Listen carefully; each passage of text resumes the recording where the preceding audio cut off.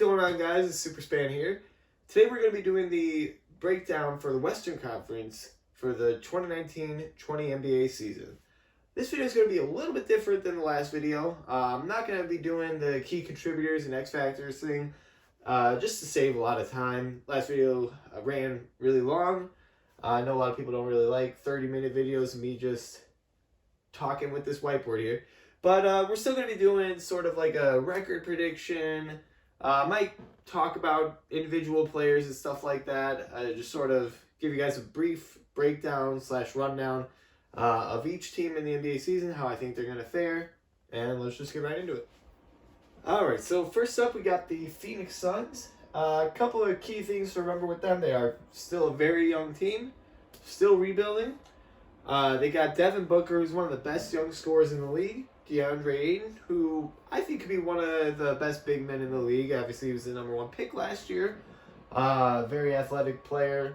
Obviously, again, you got Devin Booker, Mikal Bridges. They got rid of Josh Jackson, which I think was a very important thing to do. I mean, that guy just seems sort of like a distraction.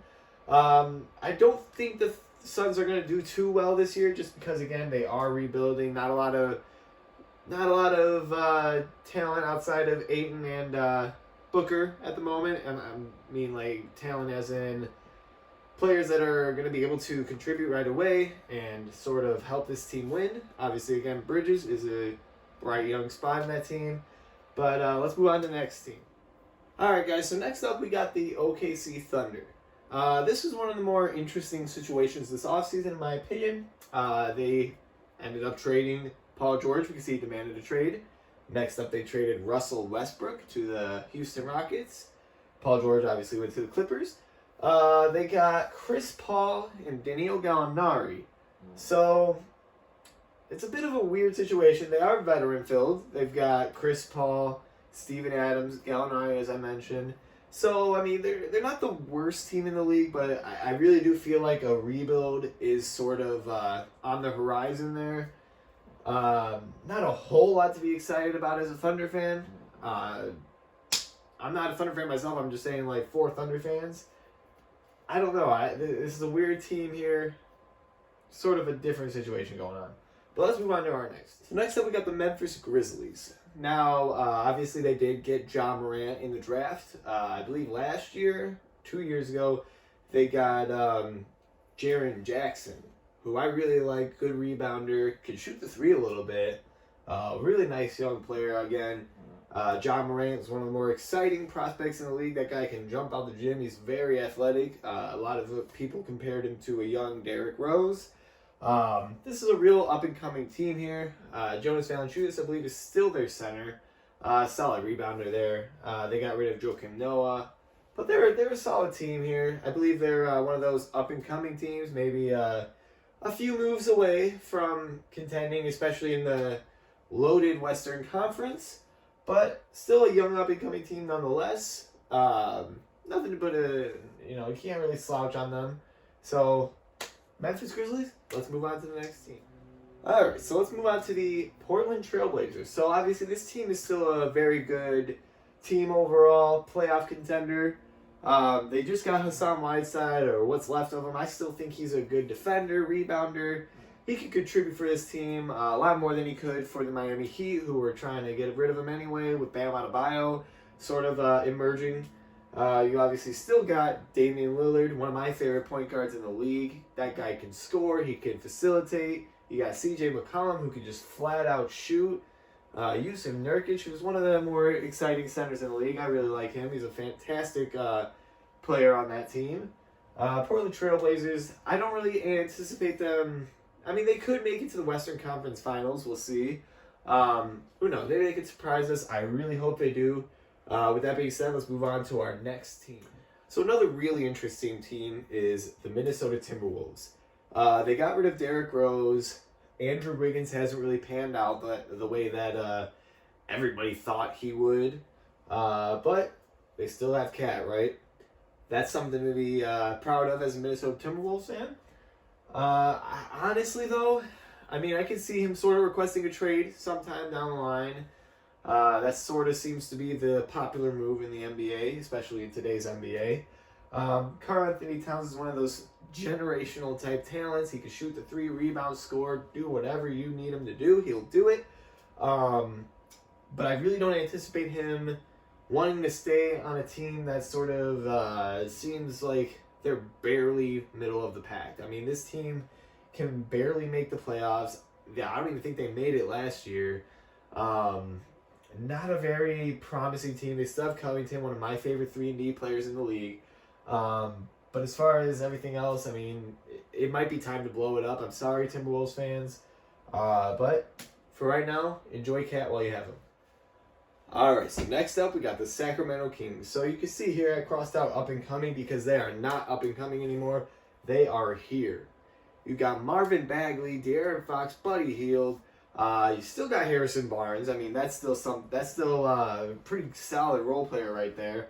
Man, this team looked really good last year. They I believe they almost made the playoffs. I don't think they made the playoffs, but they almost made the playoffs, and that is something that not a lot of people expected, to be honest. But young up and coming team here. I mean, I know I just said that they're here, but still. Anyway, I digress. Don't listen to me. This is a really good team. I made a video on them before. I'm really looking out for this team to sort of make that leap. De'Aaron Fox looks like a stud. Really, really like the Sacramento Kings. Let's move on. Alright, next up we got the Utah Jazz. This is a team I really believe the NBA should watch out for. You got Rudy Gobert, Donovan Mitchell, and now you added Mike Conley. A real scoring point guard, can facilitate for you. Nothing wrong with Ricky Rubio. I really am a big fan of Ricky Rubio, but I think it was time to sort of make an upgrade at point guard, and I believe Mike Conley is just the right fit for this team. They also still have Joe Ingles, great three-point shooter. And I believe they still have Jay Crowder, if I'm not mistaken.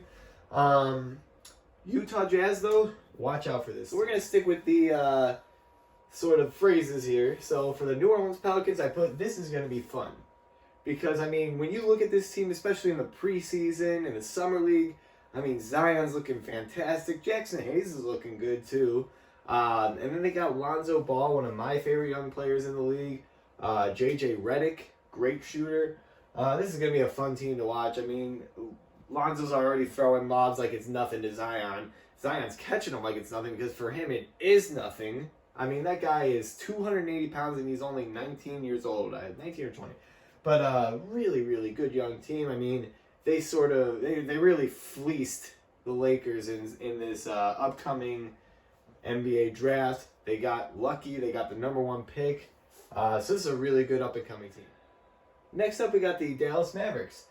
Now, for them, I put Nash and Dirk because, I mean, this team, this little duo they got going on with Luka Doncic and Kristaps Porzingis is going to be a lot of fun to watch. They're already showing flashes of greatness in the preseason. Really, really good team here. Obviously, Luka looked like a stud last year, winning Rookie of the Year. I mean, Kristaps Porzingis he was out all last year, but trading to the Dallas Mavericks, probably one of the best moves for his career that he could have had. Solid young team here. We'll see how they do this year. Hopefully they can creep into the playoffs, put on a little show for us. Let's move on to our next team. Alright, so for the Spurs, I just flat out put because I really don't think the direction that this team is trending is very good. I mean, LaMarcus Aldridge and DeMar DeRozan are still on this team, but I mean, last year they didn't make the playoffs. It's just straight up not looking good for this team. They still got DeJounte Murray. Again, they still got DeMar and LaMarcus Aldridge. They still got some solid players there. Lonnie Walker. But I really don't think this team is going to trend upwards. I don't really know if they could save themselves. Who knows? Maybe they could have a great season. Maybe they could make some trades. And then maybe next offseason sign somebody really good. We'll see. I mean, it is the Spurs. They got Greg Popovich still. The best coach in the league, I would say. But, you know, we'll see how this team goes. Maybe the ship isn't sinking for the San Antonio Spurs, but let's move on to the next team. All right, so next up, we got the Golden State Warriors, the team that's jersey I'm wearing today, obviously, if you couldn't catch that. But I put chill out, just basically because since they lost Kevin Durant Everybody's saying that this team is going to be significantly worse. I feel like they'll still be a top 3 team in the Western Conference. Steph Curry, I mean, Klay Thompson's going to be out probably until after the All-Star break. They got D'Angelo Russell, Draymond Green, Willie Cauley-Stein. Pretty solid young center there. But just chill out. I feel like they're still going to be a very good team. Steph Curry, I think, is going to pop off this year, just be insane, out of his mind. But yeah, Golden State Warriors, you still got to watch out for them. They got a new arena too. So, all right, let's move on to the next. Next up, I feel like this is one of the most exciting teams in the NBA, the Denver Nuggets. I mean, you've got Nikola Jokic, you've got Michael Porter Jr. coming up, Paul Millsap, Jamal Murray. This is an insane team. Gary Harris too.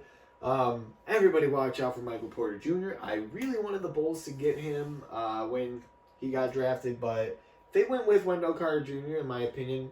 Not a bad pick.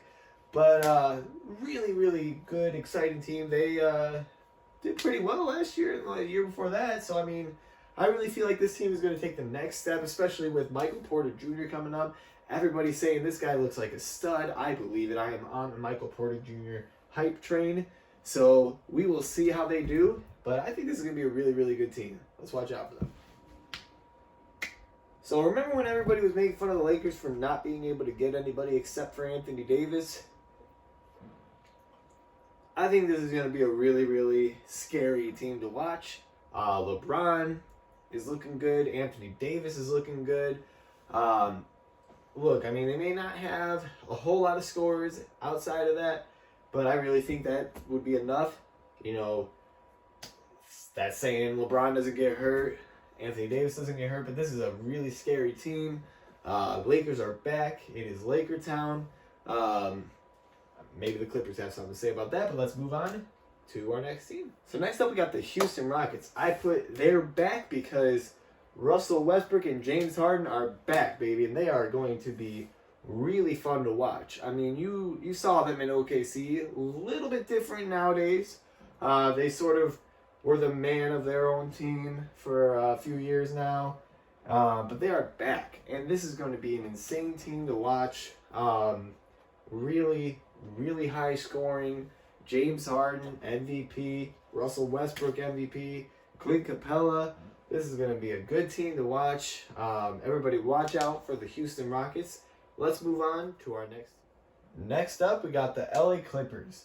So for them, I put, can they do it? Can they make it to the NBA Finals? Can they make it past the second round, which seems to be so elusive for this franchise, who for the last 5, 6, 7 years has really sort of looked like they're emerging as possibly a championship contending team.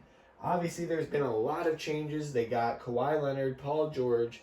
I mean, this team looks really, really good, but can they do it?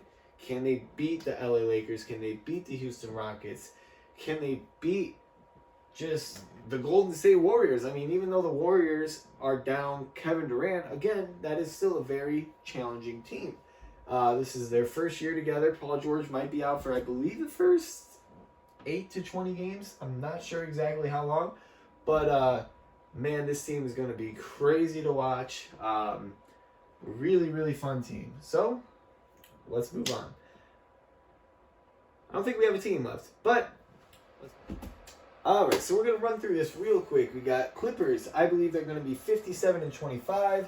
Lakers 52-30. Sacramento 43-39. Phoenix 20-62. Memphis 30-52. Dallas 38-44. NOLA Pelicans 36-46.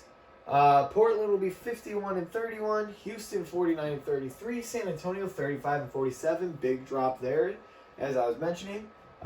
Denver will be 48-34. Minnesota 33-49. Utah 45-37. Golden State Warriors 50-32. And OKC Thunder will be 41-41. Let me know in the comment section below what record you think either I got wrong or I'm going to get right. And thank you guys so much for watching. Please like and subscribe. Share this video if you can. Turn on post notifications. And I will see you guys next time.